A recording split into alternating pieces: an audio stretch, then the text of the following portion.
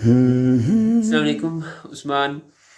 कुरान मजीद के ज़माने नज़ूल के बारे में हम लोग पढ़ रहे हैं। मुख्तलिफ़ सूरतों के आयात के बारे में मौलाना मौदूदी की तफ़हीमुल कुरान से जो ज़माने नज़ूल उन्होंने हम लोगों को बताया, उसके मुताबिक एक नक्शा भी बनता जा रहा है और वो हम लोग पढ़ते जा रहे हैं।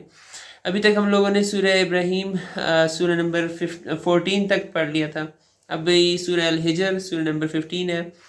इसके बारे में मौलाना मौदूदी लिखते हैं कि इसका ज़माना नज़ूल भी लगभग वही है जो सूरह इब्राहीम का, यानी उसके साथ साथ ही कहीं पर ये सूरत भी नाजिल हुई।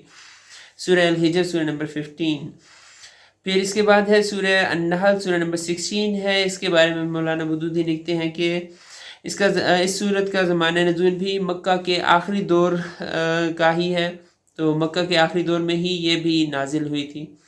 सूरह अन-नहल सूरह नंबर 16। फिर इसके बाद है सूरह बनी इसराइल सूरह नंबर 17 नंबर सूरत है सूरह बनी इसराइल। इसके बारे में है कि ये मेराज के मौके पर कहीं पर नाजिल हुई, और फिर इससे भी ये ज़ाहिर होता है कि ये भी मक्का के आखिरी दौर की ही में ही नाजिल हुई है ये सूरत भी, सूरह बनी इसराइल सूरह नंबर 17। और फिर उसके बाद है सूरह अल कहफ सूरह नंबर 18। अब यहाँ से वो कहते हैं कि आगे सूरतें हैं जो मक्का के तीसरे दौर में नाजिल हुई। उन्होंने सूरह अल अनाम में हम लोगों को बताया 3 मुख्तलिफ अदवार के बारे में मक्का के। तो तीसरा दौर है तकरीबन 5 नबी सन 5 नबी से सन 10 नबी तक ये दौर जाता है। और सूरह अल कहफ के बारे में वो मज़ीद लिखते हैं कि सूरह अल कहफ 18 नंबर सूरत के बारे में मज़ीद लिखते हैं कि ये तीसरे दौर के आगाज़ में कहीं पर नाजिल हुई होगी, जबकि जुल्म सितम और मुज़ाहमत ने शिद्दत तो इख्तियार कर ली थी। मुसलमानों के ख़िलाफ़ जो जुल्म सितम हो गए थे, शिद्दत पे तो आ गए थे, मगर अभी हिजरत हबशा नहीं हुई थी, वाक़ई नहीं हुई थी।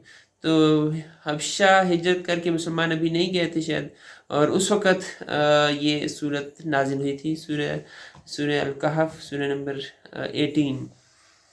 तो ये था कुछ सूरतों के बारे में, उनके ज़माने नज़ूल के बारे में। आज हम 18 सूरत तक आ गए हैं माशाल्लाह, 15 सूरत से लेके 18 सूरत तक।